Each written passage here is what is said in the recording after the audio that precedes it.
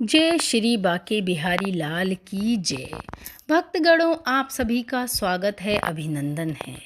आज की हमारी कहानी जुड़ी है श्री मदन मोहन की भक्ति से। एक ऐसी बुढ़िया माई जो मदन मोहन की अनन्य भक्त थी, बिहारी जी की अनन्य भक्त थी। ऐसी ही भक्त की एक अद्भुत अति सुंदर कहानी आज आपको सुनाने जा रहे हैं। कहानी अच्छी लगे तो लाइक और शेयर अवश्य करें। वृंदावन के पास एक गांव में भोली भाली माई रहती थी। नाम था पजीरी। दूध बेचकर वह अपनी जीवन नैया चलाती थी। वह मदन मोहन जी की अनन्य भक्त थी। ठाकुर मदन मोहन लाल भी उससे बहुत प्रसन्न रहते थे। वे उसे स्वप्न में दर्शन देते और कभी कुछ खाने को मांगते, कभी कुछ कभी कुछ मांगते। पंजीरी उसी दिन ही उन्हें वह चीज़ बनाकर भेंट करती। वह उनकी दूध से नित्य सेवा करती। सबसे पहले उनके लिए प्रसाद निकालती। रोज उनके दर्शन करने जाती और दूध दे आती। लेकिन गरीब पंजीरी को चढ़ावे के बाद बचे दूध के इतने पैसे नहीं मिलते कि वो 2 वक्त का खाना भी खा पाए। अतः कभी कभी मंदिर जाते समय यमुना जी से थोड़ा सा जल दूध में मिला लेती। फिर लौटकर अपनी प्रभु की आराधना में मस्त होकर बाकी समय अपनी कुटिया में बाल गोपाल के भजन कीर्तन करने में बिताती। कृष्ण कन्हैया तो अपने भक्तों की टोह में ही रहते हैं और नित नई लीला करते हैं। एक दिन पंजीरी ने सुंदर जीवन क्रम में भी रोड़ा आ गया। जल के साथ साथ एक छोटी सी मछली भी दूध में आ गई और मदन मोहन जी के चढ़ावे में वह मछली चली गई। दूध डालते समय मंदिर के गोसाई की दृष्टि उस पर पड़ गई। गोसाई जी को बहुत गुस्सा आया और उन्होंने दूध वापस कर दिया। पंजीरी को खूब डांटा फटकारा और मंदिर में उसका प्रवेश निषेध कर दिया। पंजीरी पर तो मानो आसमान टूट पड़ा। रोती बिलखती घर पहुंची। ठाकुर, मुझसे बड़ा अपराध हो गया, क्षमा करो। पानी तो रोज मिलाती हूँ, तुमसे कहाँ छिपा है मेरे गिरधर गोपाल। ना मिलाओ तो गुजारा कैसे हो। और उस बेचारी मछली का भी क्या दोष, उस पर तो तुम्हारी कृपा हुई और वह तुम्हारे पास पहुंची। लेकिन प्रभु, तुमने तो आज तक कोई आपत्ति नहीं की, प्रेम से दूध पीते रहे। फिर ये गोसाई कौन होता है मुझे रोकने वाला।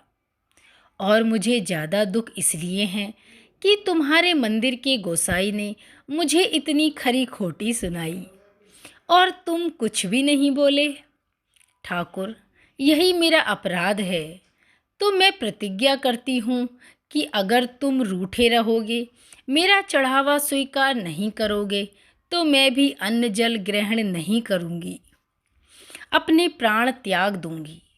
भूखी प्यासी रोती रही और रोते रोते शाम हो गई।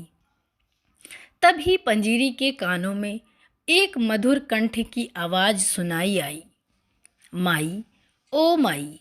उठी तो दरवाजे पर देखा कि एक सुदर्शन किंतु थका हारा सा एक किशोर कुटिया में झांक रहा है।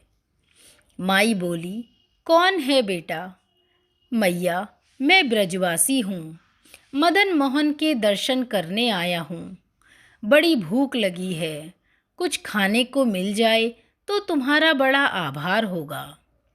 पंजीरी के शरीर में ममता की लहर दौड़ गई।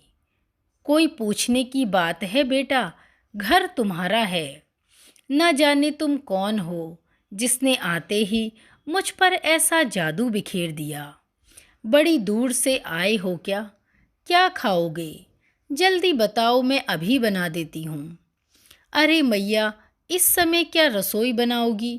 थोड़ा सा दूध ही दे दो, वही पीकर सो जाऊँगा। दूध की बात सुनते ही पंजीरी की आंखें डबडबा गईं। फिर अपने आप को संभालते हुए बोली, बेटा, दूध तो है, पर वो सवेरे का है। जरा ठहरो, अभी गैया को सहलाकर थोड़ा ताज़ा दूध दूह लेती हूँ। अरे नहीं मैया, उसमें तो बड़ा समय लगेगा। सवेरे से भूखा प्यासा हूँ। दूध का नाम लेकर तूने मुझे अधीर बना दिया। अरे वही सुबह का दे दो मैया, तुम बाद में दूहती रहना। डबडबाई आंखों से बोली, थोड़ा पानी मिला हुआ दूध है। अरे मैया, तुम मुझे भूखा मारोगी क्या? जल्दी से दूध छान कर दे दो, वरना मैं प्राण छोड़ दूंगा। पंजीरी को बड़ा ही आश्चर्य हुआ कि ये बालक कैसी बातें कर रहा है। दौड़ी दौड़ी गई और झटपट से दूध ले आई। दूध पीकर उस बालक का चेहरा फूल की तरह खिल उठा और बोला, मैया दूध तो बड़ा स्वादिष्ट है। तू तो यूं ही न जाने क्या क्या बहाने बना रही थी। अब तो मेरी आंखों में नींद भर गई। अब मैं सो रहा हूँ। इतना कहकर वह वहीं पर सो गया। पंजीरी को फुर्सत हो गई तो दिन भर की थकान, दुख और अवसाद ने उसे घेर लिया। जाड़ी के दिन थे। भूखे पेट उसकी आंखों में नींद भी नहीं आई। जाड़ा बढ़ने लगा तो अपनी ओढ़नी उस बालक को उड़ा दी। दूसरे पहर जो आँख लगी कि ठाकुर श्री मदन मोहन लाल जी को सम्मुख खड़ा पाया। ठाकुर जी बोले, मैया, मुझे भूखा मारोगी क्या? गोसाई की बात का बुरा मानकर रूठ गईं। खुद पेट में अन्न का एक दाना भी नहीं डाला और मुझे दूध पीने को कह रही हो। मैंने तो आज तेरे घर आकर दूध पी लिया। अब तू भी अपना व्रत तोड़ दे और कुछ खा ले। मैं रोज तेरे दूध की प्रतीक्षा में व्याकुल रहता हूँ। मुझे उसी से तृप्ति मिलती है। तू अपना नियम कभी मत तोड़ना। गोसाई भी अब तेरे को कुछ नहीं कहेंगे। दूध में पानी मिलाती हो तो क्या हुआ, उससे तो दूध जल्दी हजम हो जाता है। अब उठो और भोजन करो। पंजीरी हड़बड़ाकर उठी। देखा तो बालक कुटिया में था ही नहीं। सचमुच लाला ही कुटिया में पधारे थे। पंजीरी का रोम रोम हर्ष उल्लास से भर गया। झटपट 2 टिक्कड़ बनाए और मदन मोहन को भोग लगाकर आनंदपूर्वक खाने लगी।